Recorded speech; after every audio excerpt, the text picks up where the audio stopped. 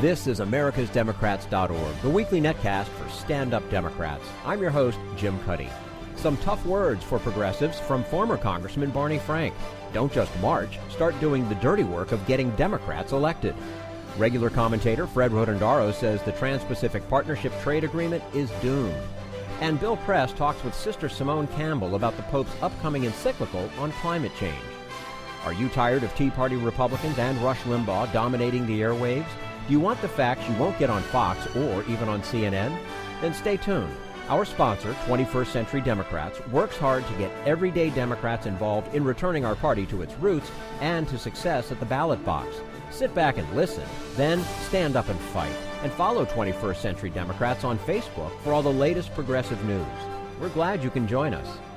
Barney Frank says progressives have to do more dirty work and less shouting to get people voting and voting Democratic. And you know, for more than 4 decades in the Massachusetts State Senate, U.S. House of Representatives, Barney Frank was at the center of the struggle for personal freedom and economic fairness. And in 2010, he co-authored the most far-reaching, perhaps most controversial Wall Street reform bill since the era of the Great Depression, and helped bring about the repeal of Don't Ask, Don't Tell.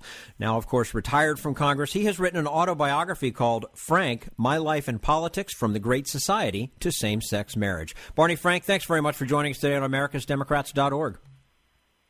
I appreciate it. And we appreciate your time with us. There are many that would say that you were the only sane voice in Congress. So why did you leave? Were you tired of being in that minority? Well, first, obviously, there are a lot of other very good people. I think people sometimes underestimate the number of smart and decent and well-motivated people. I don't know, there's something about me that I got a little more publicity than others, but I had a lot of, from Ron Dellums and Pat Schroeder when I started, people who were still making this fight, Nancy Pelosi, Rosa DeLauro, people in the Congressional Black Caucus. I had a lot of friends and allies. I just got too old and too weary emotionally.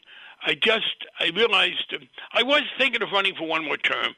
I'd always said, by the way, that I was not going to stay in office after I was 75. I've seen too many very able people get old, and by the time they're too feeble, they don't really realize it. So in 2012, I was thinking about running for one more term, but then the legislature had to change the districts, and the district I would have run in was changed very much. I would have had to run to 350,000 people I'd never represented before and say, by the way, can I be your congressman, but only for 2 years, I'm going to leave. And I didn't think that I could do that, but I also was looking to get out as I thought about it.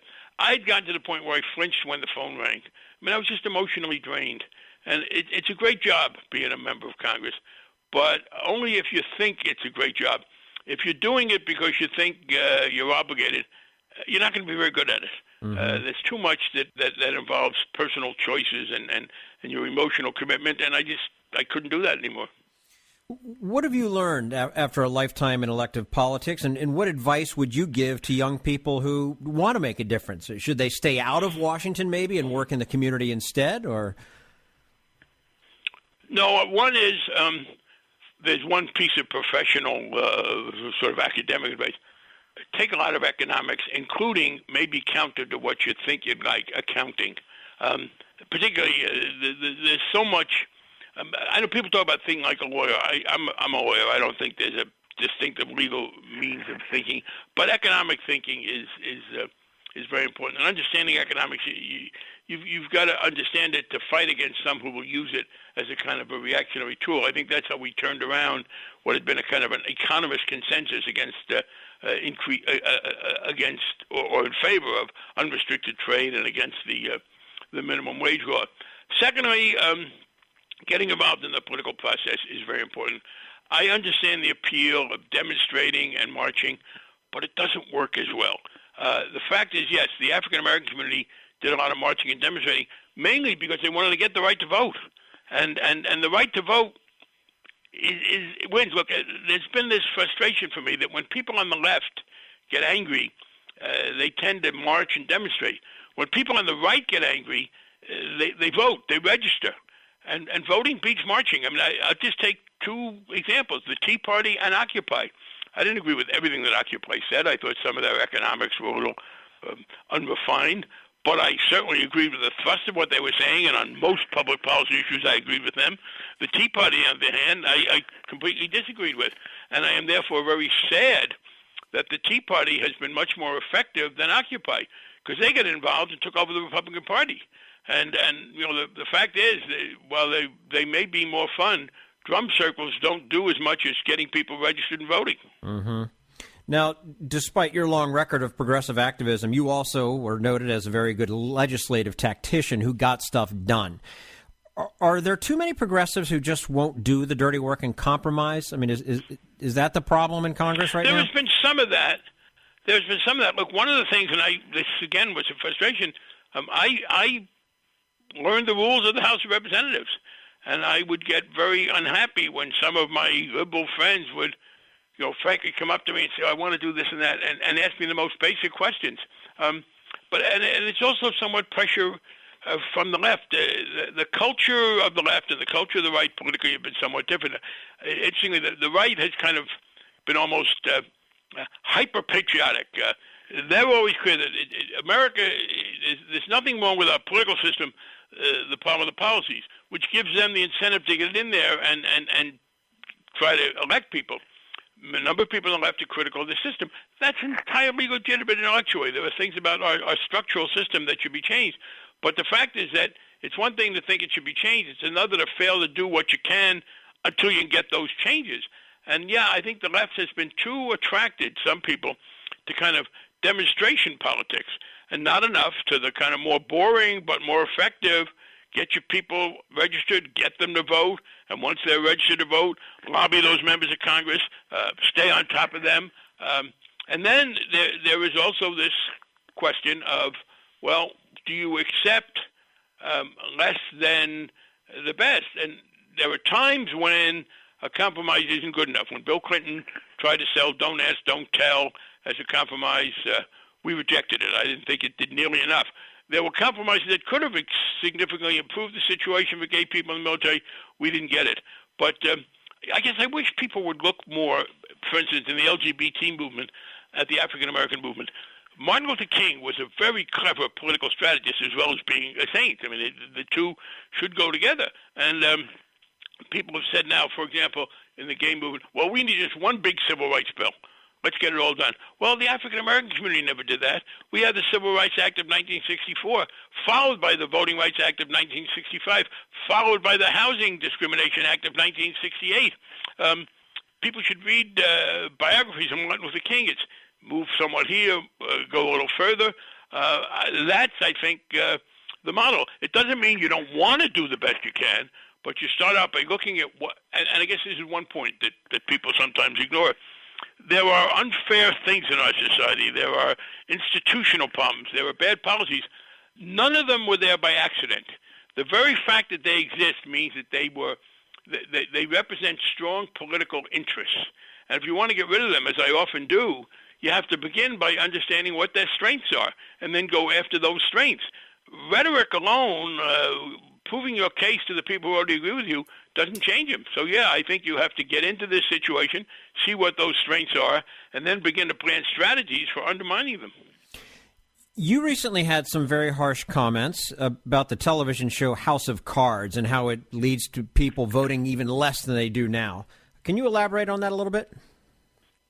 Yes. One of the things we suffer from are younger people in particular who buy into they're all bums, they're all corrupt, money dominates everything. That's a self-fulfilling prophecy. Yeah, money has too much influence. I want to elect a president who will appoint Supreme Court justices who will change it. Yeah, special interests can oftentimes be very influential. But the response that says, in effect, this is too hard, I'm not even going to try, makes things worse. And the more people propagate the notion that all politicians are bad, that there are no distinctions, that they're all terrible, that nothing's legitimate, the less people vote. Look, we have this very right-wing Congress today, not because people who voted to re-elect President Obama decided he was wrong, but because they decided not to vote the last time around. And reinforcing the cynicism is a terrible idea. That's why one of my favorite kind of entertainment/political commentators is Bill Maher. because Bill Maher is very funny and he's critical, but he also makes clear there are some good things and there are some bad things. And House of Cards in particular is ludicrous.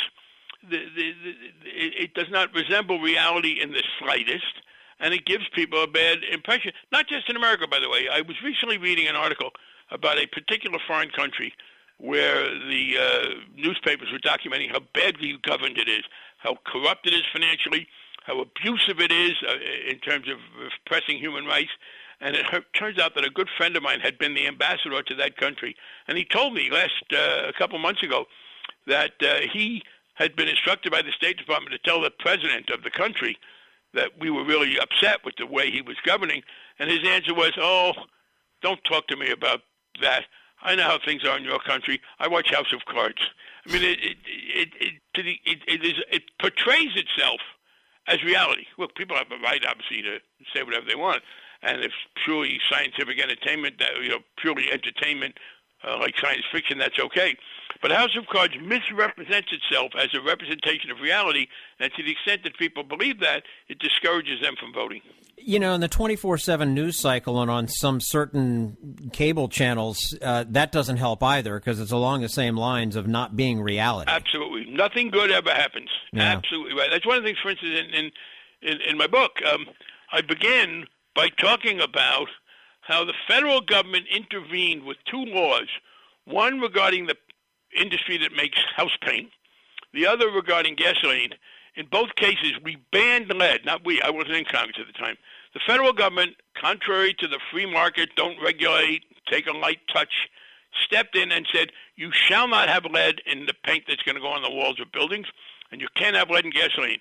And the result of those laws passed in the 70s is that there is a 90+% reduction in the number of children who have had brains damaged by lead, particularly poor children. But people don't know about that. I mention that to people, and it's kind of a surprise. And it's gotten worse. When I started out, this wasn't necessarily the case. And I would tell you, look, when I'm interviewed by a journalist these days, and they ask me, and this has been the case for years, well, they're asking me about an individual or a program or an institution, and I have basically good things to say. At some point, the questioner will say, okay, but what don't you like about it? What criticisms can you make? I never get the reverse. If they call me up and I say, oh, I think he's been irresponsible, I think that program has been a disaster, I'm never asked, well, is there anything good to say about it? Right. A different sort of take. I guess we're always looking for that negative, huh? Are you surprised at the rapid acceptance by most Americans of the LGBT community and same-sex marriage? Absolutely. It's been the pleasantest surprise of my life, both in general and in particular, because it meant that I could have a career and marry a wonderful man, and with whom I'm so happy. I got to work for the mayor of Boston in 1967, and I know as a fact that there was no activity on behalf of LGBT rights. We just used to call it gay rights back then. At the time. And I know because I was looking for it. I was trying to meet other people just to socialize, as well as part of my job was to fight discrimination. So then came Stonewall, and there's no example in American history where one particular event is such a sharp dividing line. As a result of that, when I got into politics right around the same time, I filed the first bill ever in Massachusetts for gay rights, 1972. And in the 43 years since, I have continuously been surprised at how rapid the progress has been. There isn't any question. I was hoping things would get better. There's not an example, I believe, in American history where a major social change has taken place like the reversal from prejudice against us being the norm to there being a total diminution and an understanding that prejudice is wrong. And yet we still have a ways to go. And I'm going to say the last thing. Well, here's the last thing, and I was pleasantly surprised. A year ago, 6 months ago, I was talking to other LGBT active people about the threat of these Religious Freedom Restoration Acts, where they would know that we could get a law passed, but they would give exceptions. And then came Indiana and Arkansas, and this was the most recent great surprise. It's nice to have morality on your side. It's nice to have people fighting discrimination because it's wrong. But in America, it's especially helpful when the profit motive comes in on your side. And what happens in Indiana and then in Arkansas with Walmart is the business community says to the bigots, knock it off. You're getting in the way of our making money. If you don't want to like people, you go dislike them, but don't bring us into it. And I'm serious. I think what you've had in these last few months is the announcement by the business community in America that prejudice is bad for business, that it's an interference with economic efficiency. And I think that puts the stake through the heart of the bigots. Mm-hmm. And it's been a long time coming. You've been extremely critical of Newt Gingrich, whom you served with, but didn't he do what perhaps Democrats should have done and whip the party into a unified force? Yes, he did. It's the methods that he used that troubled me. First of all, I think partisanship is very important. You don't have democratic government without there being some clear differentiation on the central issue of whether there should be a bigger private sector or public sector. But he did it, his methods were awful. He demonized individuals. What Newt Gingrich did was not just to solidify the differences, but he did it on the basis that the issues in American politics were not issues about which reasonable people could differ, but a war against bad people, that the Democrats were immoral, treasonous. And so I think we've gone too far in this, particularly with the right wing, when the right-wing Republicans are now in power. You need to have parties starting from different positions and advocating their positions. But in America, with our separation of powers, there are going to be only a few times when one party has total control. So if you're going to have effective government, you need to be able to, at some point, reach compromises. And he has he's the one who introduced the things that make that impossible.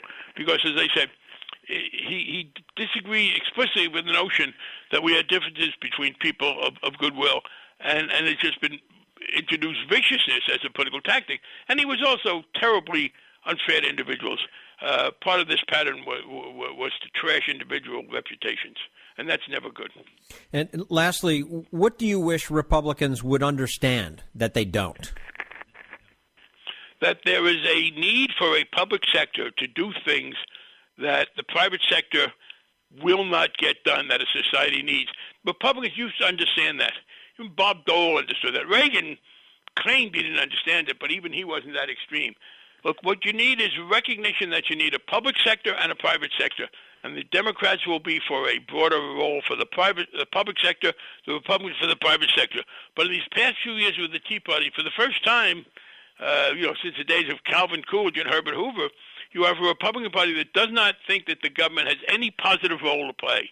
And that's the extremism that we have. And that's one reason why it's, generally there's a incentive to keep things going.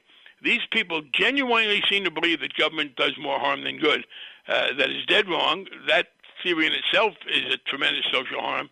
And we need to get back to Republicans who were conservatives, who viewed the private sector as important, but not as the enemy of the public sector.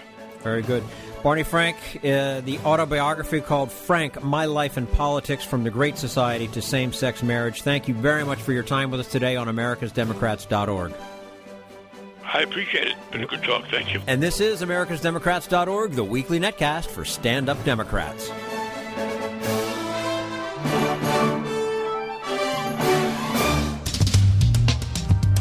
We want you to sit back and listen, but we need you to stand up and fight. Do you want to get involved and help get our party back to its roots and to success at the ballot box? You can make your contribution to Democrats for America's Future and help us keep this show going and to elect Democrats who will stand up for democratic principles. Go to americasdemocrats.org and click on Donate at the top of the page. This is americasdemocrats.org, the weekly netcast for stand-up Democrats. Regular commentator Fred Rotondaro says the Trans-Pacific Partnership protects only corporations, not workers. We'll talk to him about that in just a moment. Right now, we turn to Jim Hightower, America's #1 populist, for his common sense commentary. When a big-name retailer finds its sales in a slow downward spiral, the geniuses in the executive suite often try to keep their profits up by cheapening their product and delivering less to customers. To see how well this strategy works, look no further than the declining sales at Walmart and McDonald's. When the geniuses in charge of these behemoths applied the cutback strategy, their slow decline turned into a perilous nosedive. You'd think their experience would keep other executives from making the same mistake, but here comes an even bigger and much more important retail behemoth saying, we have to cut to survive. That's the pronouncement last year by the honcho of the U.S. Postal Service, which has been eliminating employees, closing facilities, and reducing services for years. Each new round of reductions drives away more customers, which causes clueless executives to prescribe more cuts. In a January decree, USPS virtually eliminated overnight delivery of first-class mail and is now planning to close or consolidate 82 regional mail processing plants. This means fewer workers handling the nation's growing load of mail, creating further delays in delivery. The answer to this, say the slap-happy executives, is, guess what? To cut even more service out of Postal Service. They want to close hundreds of our local post offices and eliminate Saturday mail delivery, which is one of USPS's major competitive advantages. This is Jim Hightower saying, fed up with the deliberate degradation of this vital public service, postal workers themselves are putting forth a vision and an innovative plan not merely for USPS to survive, but to thrive. With more than 70 other national groups, they've forged a grand alliance to save our public postal service. To be part of its actions, go to agrandalliance.org, agrandalliance.org. Need an antidote to the progressive blues? Want some good news about how grassroots folks are rebelling against the corporate powers and winning? Well, here's an easy-to-swallow pill for you, the Hightower Lowdown. Hightower's monthly newsletter will give you the lowdown, even as it lifts you up. It's 4 pages a month, jam-packed with facts you can use, actions you can take, and Jim's own Texas humor, all for only $15 a year. To become a lowdowner, go to hightowerlowdown.org. This is americasdemocrats.org, the weekly netcast for stand-up Democrats. Fred Rotondaro takes a dim view of the Trans-Pacific Partnership and has some predictions about the Democratic and Republican presidential nominations. And we say hello again to our friend Fred Rotondaro, regular commentator for americasdemocrats.org and is chair of a Catholics in Alliance for the Common Good. Fred, thanks so much for joining us today on americasdemocrats.org. Thank you, Jim. Always a pleasure having you with us. You know, one of the issues that always bedevils Democrats is trade. What do you think about the Trans-Pacific Partnership, and what do you predict will happen? I'm solidly against it. I can explain why over the course of the next hour, but I don't think you want that. But solidly against it. I think it's going to lose. I think it's going to go down. It may even go down in the Senate, but I'm not sure about that. But I think there is enough of a concentrated block in the House that it will be defeated. There's still a lot of controversy about the North America Free Trade Agreement, NAFTA.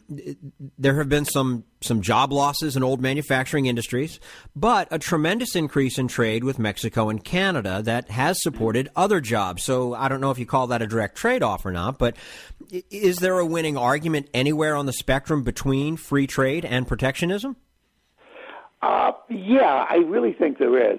I think ultimately, we need as much trade as we possibly can get, obviously. And the East, the China area is obviously very, very important for us. But I think the problem is that with TPP, Trans-Pacific Partnership, the trade agreement has been conducted pretty much in secret.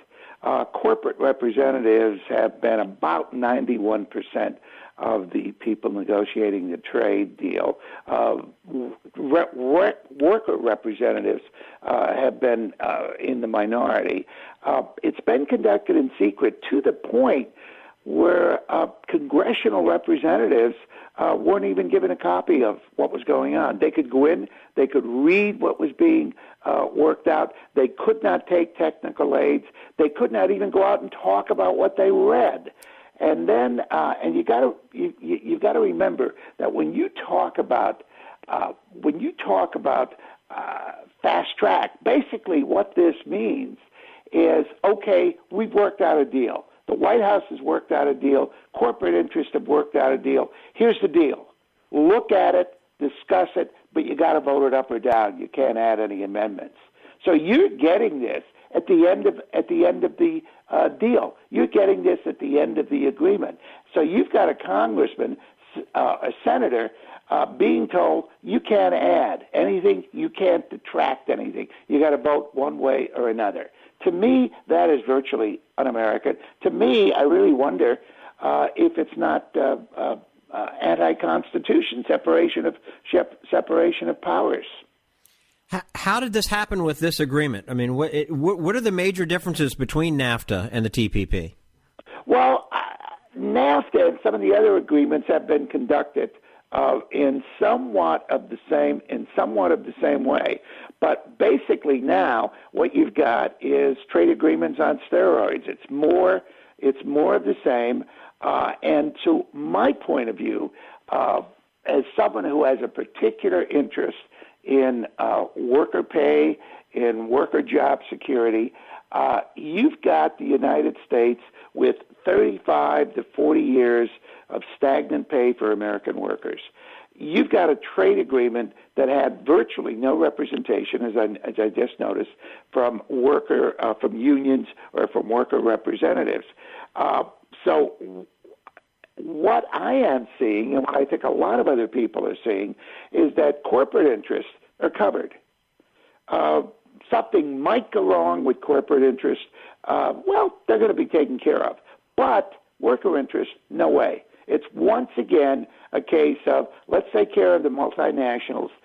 Workers, you got to trust us. This is going to work out for you. One aspect of the trade agreement, as an example, and this is not totally unique to this agreement, is that if a foreign company says that their profit expectations have been hurt because they were trying to adhere to U.S. law, they can sue the American government. Mm-hmm. Joseph Stiglitz, the Nobel Prize laureate in economics, thinks this is one of the worst aspects of the trade agreement. Other aspects of the trade agreement would raise health care costs in poor countries. Doctors Without Borders have come out against the trade agreement. Environmental groups have come out. Who hasn't come out? U.S. Chamber of Commerce, Mitch McConnell, Paul Ryan, John Boehner. They're all in favor of the trade agreement. And very frankly, somebody tell me the last time that quartet of the U.S. Chamber et al. Was in favor of anything that helped the American worker as opposed to helping American business. We've had that issue going on for quite some time now, haven't we? Absolutely. Yeah. And as Warren Buffett has said, there is a class war going on, and my side, the rich are winning. Yeah. It's unfortunate. Well, of course, we could go on more hours about that too. But I'm going to turn it around a little bit here. We all, of course, sadly, have been talking about Baltimore lately. But something besides bad policing has come out of the city. I'm talking about Ben Carson, one of the many Republican presidential contenders. How can a neurosurgeon be so deficient in logic and facts? That is a wonderful question, and to be honest with you, I don't know. I've asked myself the same question. From everything I know about Ben Carson, he was one very, very accomplished physician. The only thing I can say or refer that to is a book called The Righteous Mind by Jonathan Haidt. He's a social psychologist. I think he's at Columbia now. But Jonathan Haidt makes a very valid point, and it's a point that goes back to David Hume. And that point is that we don't think with our brains. Our brains are used mostly, or our reason are used mostly to justify what our emotions tell us should be the case. And I think that in a big way, Ben Carson, is doing the same thing. There are things that go into his framing pattern of how the world should be, and that framing pattern is obviously very, very conservative. And so, consequently, nothing else counts. Facts don't count. I think the comedian Bill Maher, uses the expression, people are inside the bubble. And I think Ben Carson is inside the bubble, as are pretty much every one of the major Republican candidates. We're speaking with Fred Rotondaro, chair of Catholics and Alliance for the Common Good, and, of course, a regular commentator here on americasdemocrats.org. In that same neighborhood, Fred, what are your feelings about Martin O'Malley, who was a well-respected Democratic governor of Maryland and former mayor of Baltimore? Have the troubles in the city doomed his hopes for national office? No, I don't think they have. O'Malley has been blamed by some liberal critics as imposing a very harsh, a very difficult police policy on the neighborhoods of zero tolerance. I don't think that the troubles there will hurt O'Malley in the long run. To begin with, we're about a year away, almost a year away from some of the early primaries. I don't think O'Malley's going to win. I just don't see it. I do see him making a respectable showing, and I do see him as a possible vice presidential candidate, or if Hillary Clinton, who I assume is going to be the nominee, loses, then I see him as someone who in 2020 could be a very likely candidate. He's only 52 now, so he's got a long way to go. Absolutely, absolutely. Now, we probably have a lot more to come. Some will come and go, perhaps, and that sort of thing. But how do you size up the Republican field so far, and who should the Democratic nominee fear most? And I would include those that we assume will be in the race, even those that perhaps have not announced yet, and that kind of thing. Yeah, I think the candidate you would fear the most would be Jeb Bush. Mm-hmm. He's got a lot going for him, but I don't see him getting the nomination. I see now by a new poll that Jeb Bush is sixth in the race in Iowa. That astonishes me. Number one in the race is Scott Walker, who, of course, is getting a lot of very far right-wing money. But I don't see him getting the nomination. I very frankly think he's kind of shallow. He is shot to fame on the basis of I'm opposed to unions, and he's gotten a lot of money from the Koch brothers, but I just don't see him staying the distance. The guy who very possibly may get the nod is Jeb Bush's Floridian brother, Rubio. I think he could possibly get the nod for a variety of reasons. But if I were Hillary Clinton, I'd say Jeb Bush would be tough. You really think Jeb Bush isn't going to get the nomination? I don't. Yeah, he's going to get a lot of money from establishment sources. He's already collecting big-time checks. Some reports say $1 million checks that he doesn't even have to report because he's not a declared candidate. But I don't see him getting the nomination because I think he's going to lose in those early primary states. Okay, that's going to be it for us. Fred Rotondaro, regular commentator here for americasdemocrats.org, chair of Catholics and Alliance for the Common Good. I'm sure we'll be talking about this race for quite some time, and many, many times between now and the election. Fred, thank you as always for your time with us today on americasdemocrats.org, and we look forward to chatting again with you soon. Thank you, Jim. Take care. And this is americasdemocrats.org, the weekly netcast for Stand Up Democrats.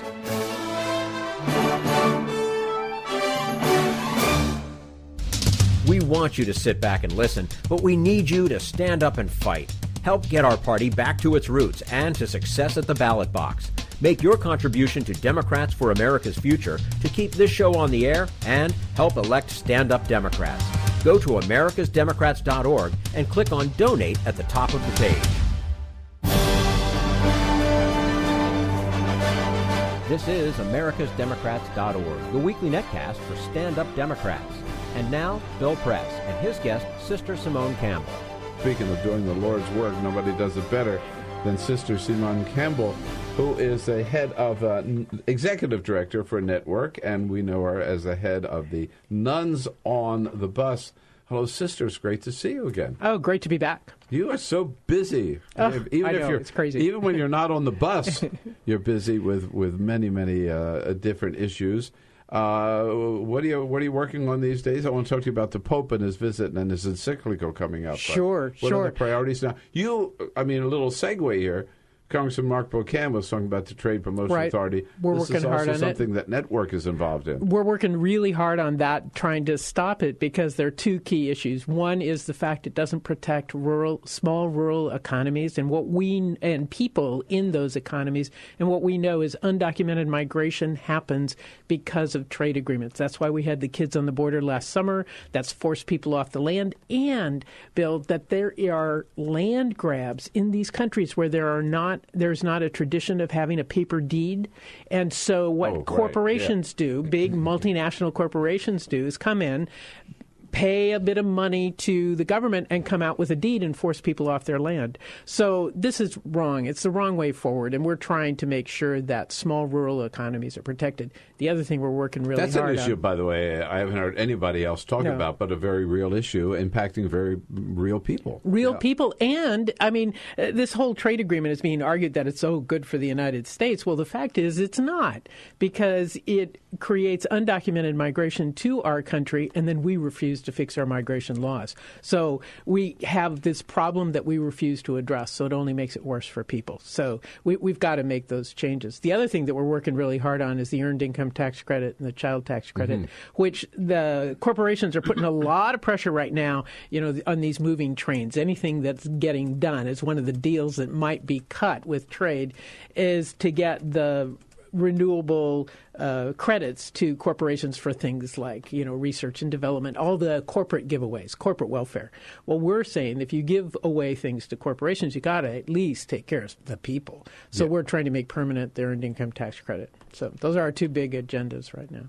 Yeah, that you would think that would just be a given, right? You have to take care of the corporations to take care of the people, but people see. No. That's so nice, sister. We don't have enough money. We don't have enough money for the others. Right. But they're not even doing pay-fors for these corporate giveaways because, of course, they're going to make jobs or they're going to do something good someplace. Trickle down. Oh, my gosh. And how many years have we been waiting for trickle? Yes. Now, Sister Carol and I were in Cuba a couple of weeks ago. There is a lot of excitement in Cuba because the Pope is coming to Cuba in September. Exactly, just before he comes here. But the Pope is coming here as well. What can we expect of his visit here? Well, that's the crystal ball question. It's so exciting. Everybody wants the Pope to say their thing.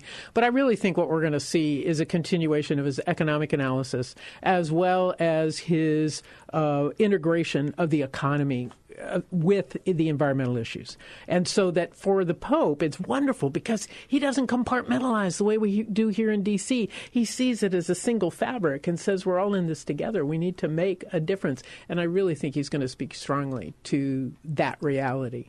And he's going to address a joint session of Congress, correct? Yes, right? September 24th. I can hardly wait. Is that it? Yeah, yes. And he's not going to hold back. He doesn't have to run for re-election, right? He doesn't have to please one side or the other. He's just going to be himself, I would imagine. Well, that's what I imagine, too. And he's a challenge for both sides. And the thing that he said in Joy of the Gospel, the document that he issued a year and a half ago, is that the challenge for progressives is that we shouldn't look at the safety net issues as the end-all and be-all, but rather that we have to work at the structural change as well as provide the safety net temporarily. And then the critique for the conservatives is, well, you cannot continue this economy the way it is because it is creating the gap. It's preferencing the rich. And he says inequality is the source of all social ill. It's fabulous. I can hardly wait.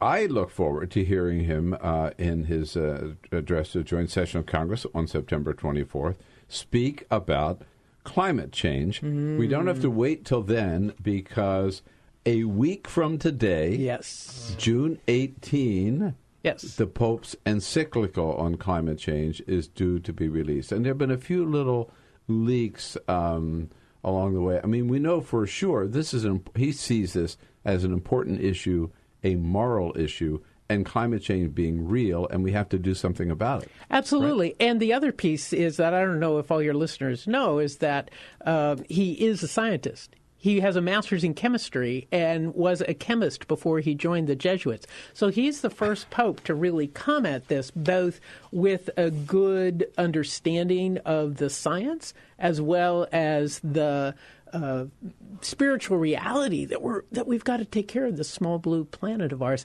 And I understand that the subtitle of the encyclical Praised Be is Caring for Our Common Home. Oh, really? Yes. Yeah. Isn't that cool? It is cool, right. And the Praised Be comes from the Canticle of Creatures, right? Written by St. Francis of exactly. Assisi, his patron saint.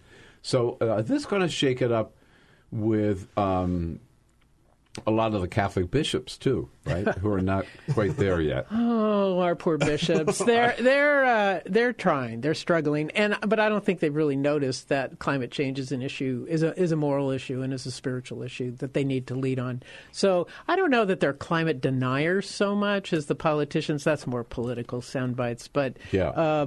I think for them, they just haven't seen it as central to their ministry, and hopefully this will be a step forward. Well, speaking of climate deniers, one of them, as you know, former Senator Rick Santorum, a very active Roman Catholic, exactly, right, and a climate denier, has said, I mean, he said this almost word for word, that the Pope doesn't have any business talking about climate change. He ought to stick to theology and morality. And there are more important issues that he ought to be talking about.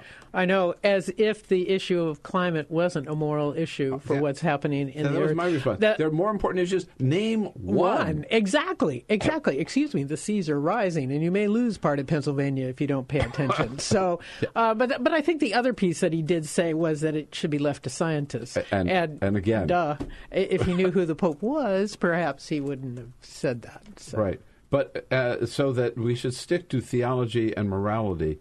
I mean, see, this is the real problem, Bill, is the individualization. And this is an extension of the Republican approach that any individual does is only about the individual. So they have no clue that there's just a societal morality where we need to care for each other. They missed that lesson in Catholic social teaching. And so right. We're trying. And the Pope, in effect, is saying that I mean, I think he's going to assert that dealing with climate change is a moral imperative.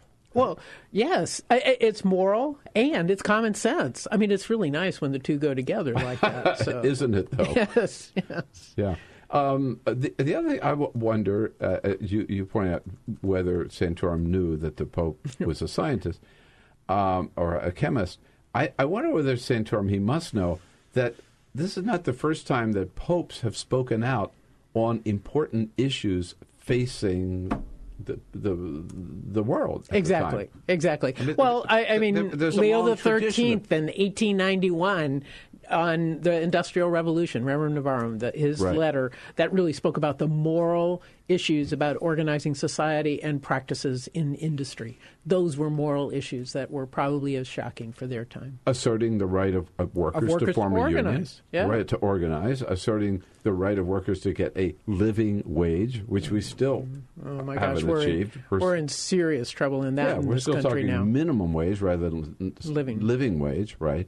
But you go into that, quadragesimo anno, I mean, people, there have been encyclicals about the Vietnam War, World War II. Even Pope Benedict had Caritas and Veritate, where he spoke in a very academic way, but spoke very clearly about the right to organize, the right to a living wage, the importance of society organizing itself to benefit the common good. So... no, do we have another bus trip planned? Are we? Well, that's the $64,000 question. I don't know. The big question, somebody told me the other day, well, the bus has to greet the Pope, as if the bus is another person. Right. So I don't know. We'll see. Stay tuned. Sister Simone Campbell, remember her book, A Nun on the Bus, still out there, and Sister came in and talked about the book when it came out.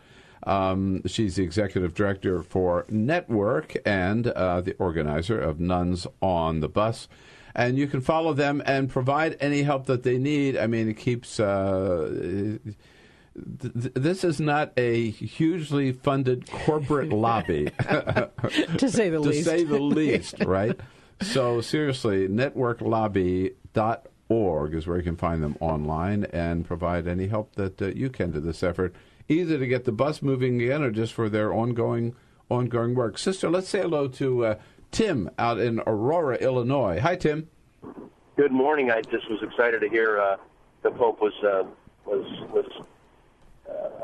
supportive of union rights, because I do believe that if unions were to address the 21st century, person, instead of kind of living in the past labor movement, that we could unionize, tons of places, and unions should take care of their members first, and then worry about politics and other issues second and third, because millions of dollars are sent from unions to things that do not really benefit the members. Okay. And if we were to care for members first, I think it would just be an exciting thing to think. All right, sort of another issue, but the popes and the Catholic Church has always been very good on that issue. Oh, absolutely. And actually, I think the piece that gets missed, Tim, is that in the political climate of right now, that in order to protect the rights of workers, political activism is required, and that's the huge challenge that they're facing. Yes, they want to care for their members, but they can't care for their members if they're being politically undermined. So it's a combination. Right. And I want to go back to climate change for a while, because for a moment here, because, again, with the encyclical coming up, I mean, this is a message that will, what are the 1.2 billion Catholics on and counting. Yes. And counting, right? But this is a message that will go far beyond the Catholic community. Oh, absolutely. And it is a message to the entire world, because our small home that we live on, the small blue planet, we're all connected. And so what one does in one part of the world impacts us here. China's use of coal and our use of coal impacts the rest of the world. And so what we have to do is see it as an integrated system. The thing we're going to focus on at Network is the fact that low income and people living in poverty are the ones most adversely impacted by environmental degradation. And so we care about it not only for purposes of caring for ourselves by making our planet healthy, but also because it so adversely impacts low-income people, with Bangladesh and waters rising, with pollution, with lack of water, with lack of employment. Often in low-income communities in the United States, they're in the most polluted areas, lead paint abatement, because people live in old houses, in poor housing. They have to use more heat in the winter and try to use some air conditioning in the summer. It costs less. It uses more energy. It's the wrong way forward. So poor people pay the price all the time. Yeah, I mean, a lot of people try to create this clash, as if the two clash, between the environment and the economy, where really one depends on the other. Absolutely. We're in this together. And the compartmentalization has been done, I think, to try to play off movements against each other, which then weakens us, which is wrong. What we have to do is just say, yes, I'm doing my part, if you do yours, and we can be together, we can stand together on these things, then we can really have an impact. And again, back to Santorum, who says the Pope shouldn't be talking about this. I wonder if he ever read the book of Genesis. Because that's... Good point. Good point. I mean, there's the message, and it's pretty clear. It's the first, I think it's second chapter, maybe verse 15 of Genesis, which says, and God created the earth and put man on the earth to take care of it.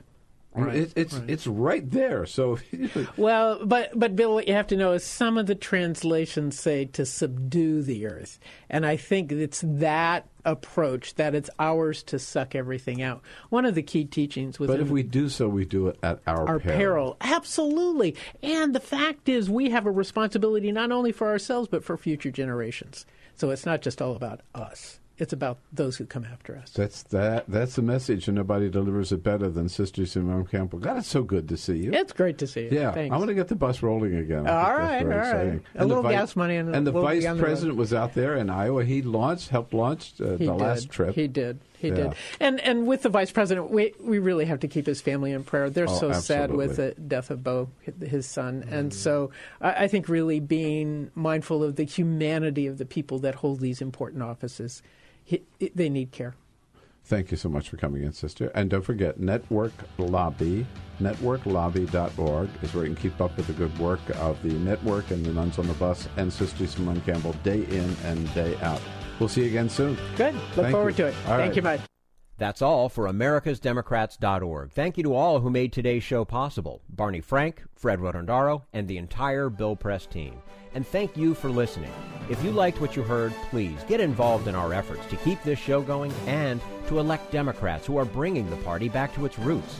Go to americasdemocrats.org and click on Donate at the top of the page. And be sure to find 21st Century Democrats on Facebook. For americasdemocrats.org, I'm your host, Jim Cuddy.